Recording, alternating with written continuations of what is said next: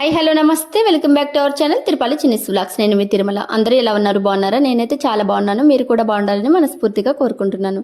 ఈరోజు అసలు సిసలైన గోంగూర పచ్చడి పల్లెటూరి స్టైల్ ఎలా చేస్తారో నేను మీకు చేసి చూపిస్తున్నాను. ఇది చాలా ఈజీ, చాలా టేస్టీ అండ్ చాలా హెల్దీ కూడా. చూడండి, ఎక్కువ హడావడి లేకుండా మనం ఇంట్లో ఉన్న ఇంగ్రీడియంట్స్తో ఎలా చేసుకోవాలో చూపిస్తాను. ఇది చాలా ఆయిల్ ఫ్రీ అండి.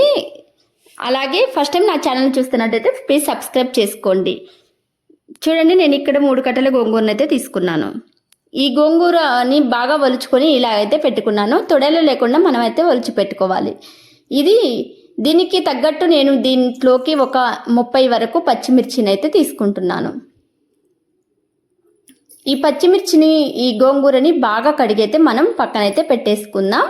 చూడండి, ఇన్ని పచ్చిమిర్చిని అయితే తీసుకున్నాను. ఇది అయితే టేస్ట్ చాలా బాగుంటుందండి. మీరు ట్రై చేయండి, చాలా టేస్టీగా ఉంటుంది. ఒక ముద్ద నోట్లో పెట్టుకుంటే మళ్ళీ మళ్ళీ తినాలనిపించే అంత టేస్టీగా ఉంటుంది. చూడండి, ఇక్కడ నేనైతే గోంగూరని బాగా వాష్ చేసుకొని ఒక పాత్రలోకి అయితే తీసుకుంటున్నాను. అలాగే పచ్చిమిర్చిని కూడా బాగా కడిగేసుకొని పక్కన పెట్టుకున్నాను. ఇవి కూడా ఈ గోంగూరలోకి అయితే వేసేసుకొని వీటిల్లో నేనైతే 2 టీ గ్లాసుల వాటర్ని అయితే యాడ్ చేస్తున్నాను. ఇక్కడ చెంబు పెద్దది కానొస్తుంది కానీ 2 టీ గ్లాసుల వాటర్నే యాడ్ చేశాను. మీరు క్వాంటిటీకి తగ్గట్టు యాడ్ చేసుకోండి. దీన్నైతే ఇప్పుడు మనం గ్యాస్ మీద అయితే పెట్టేసుకుందాం. గ్యాస్ మీద పెట్టుకున్న తర్వాత మనం దీనికి కొంచెం ఉడుకు పట్టేంత వరకు మూతనైతే పెట్టేసుకుందాం. ఇది పక్కా పల్లెటూరు స్టైల్ అండి. మేము చిన్నప్పటి నుంచి ఈ గోంగూర పచ్చడినే తింటాము. ఇప్పుడు పల్లీలని అవని ఇవని వేసుకుంటారు, అలా అయితే మేము అస్సలు తినము.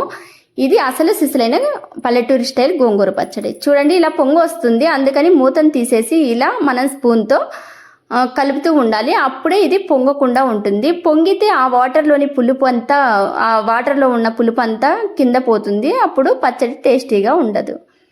ఈ విధంగా కలయబెట్టుకుంటూ ఉండాలి. ఆల్మోస్ట్ దీంట్లోని వాటర్ అంతా పోయింది. కొంచెం ఉన్నా పర్లేదండి, 1/2 టీ గ్లాస్ అలా ఉన్నా పర్లేదు. మనం పచ్చడి గట్టిగా ఉండకుండా పచ్చడి నూరుకునేటప్పుడు దాంట్లోకి లాస్ట్లో యాడ్ చేసుకోవచ్చు.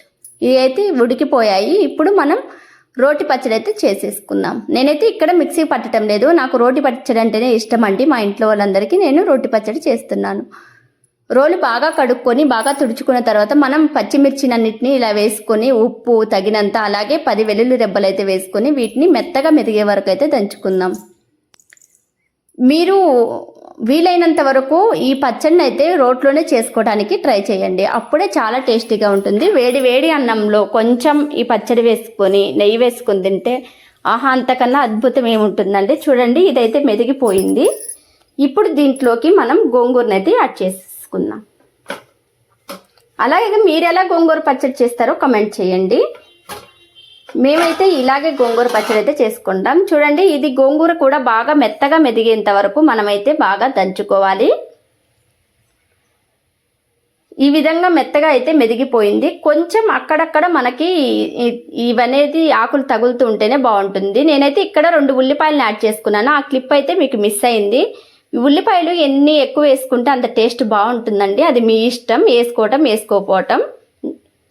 ఇదైతే తీసేసుకున్నాను. ఇప్పుడు పొయ్యి మీద బాండిల్ పెట్టుకొని దీంట్లో పోపు వేసేసుకుందాం. కొంచెం 3 టేబుల్ స్పూన్ల ఆయిల్ని అయితే నేను యాడ్ చేశాను. కొంచెం వేరుశనగ గుండ్లు అయితే యాడ్ చేశాను. ఇవి మనం పచ్చడి తింటున్నప్పుడు అప్పుడప్పుడు పంటి కింద తగులుతూ చాలా టేస్టీగా ఉంటాయి. మీకు ఇష్టం లేకపోతే స్కిప్ చేసేయచ్చు.